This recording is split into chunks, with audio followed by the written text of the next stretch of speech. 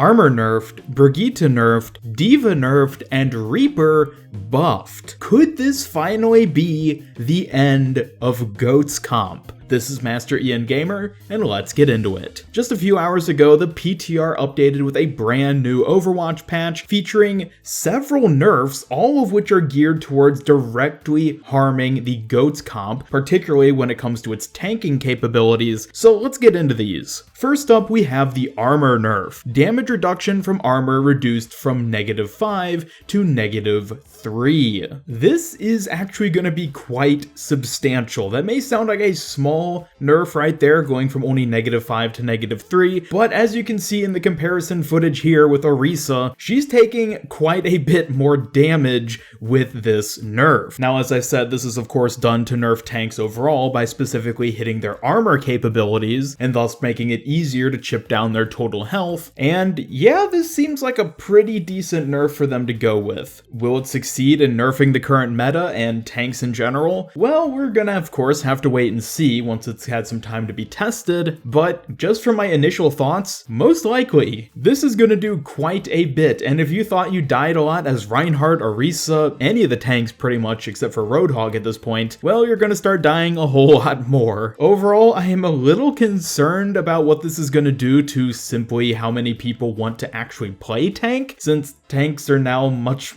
weaker, but at the same time, I do think a nerf like this was needed, so yeah, this is gonna be one that we really have to see how it plays out. Next up, a nerf for Brigitte. Rally now has a maximum duration of 30 seconds. What this means is that after someone gains armor from Brigitte's ultimate, it will now only remain for 30 seconds before diminishing. Previously on live servers, it lasts indefinitely, which made it viable to use her ultimate outside of battle just to get that armor up, and then she could start building ult charge leading into the next one. Because of this nerf, you're gonna have to be a little bit more strategic as Brigitte in order to get the most value out of Rally, but overall, I don't think this is really gonna have that substantial of an impact. I mean, it doesn't seem very often that you're just sitting around as a team for more than 30 seconds prior to an engagement, so ultimately, yeah, I don't think this is really gonna change much, but is probably a decent and worthwhile nerf to push through. Again, we'll have to wait and see how it pans out, but I really don't think this is anything to be concerned about,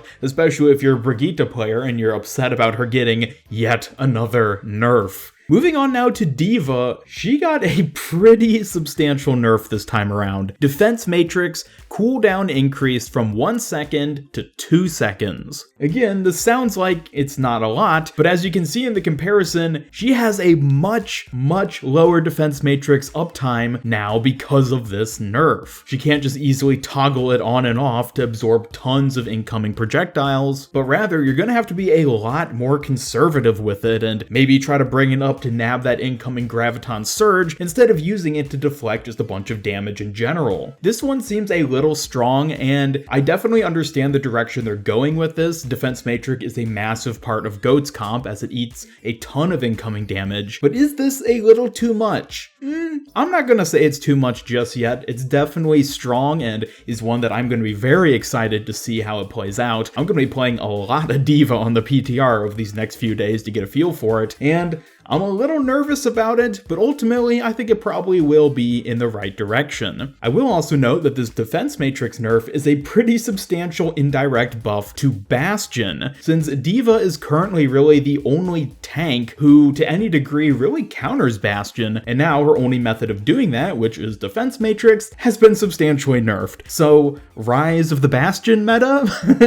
One can only dream, or dread, depending on your point of view. And speaking of DPS on the rise, Reaper. The Reapening lifesteal increased from 30% to 50% of damage dealt. Now, on Reddit, I've seen a lot of people talk about how they don't think this is going to be a very good buff for him. They think it's going to be weak, it's not what he needs. I think this is actually going to have a much bigger impact than people currently seem to think. After just testing it a little bit on the PTR and the practice range, he heals pretty quickly now, to the point that I feel like if he just gets in the middle of a group of tanks, or really any players to be honest, he's not going to die. If you have an Ana healing him while he's healing himself with the Reapening, and you just have a bunch of targets around to all get hit by his damage, yeah, he's gonna be pretty intimidating, and he probably isn't gonna die die in that situation. Again, this is one that I'm a little scared of because it sounds like it could actually be quite powerful in my opinion,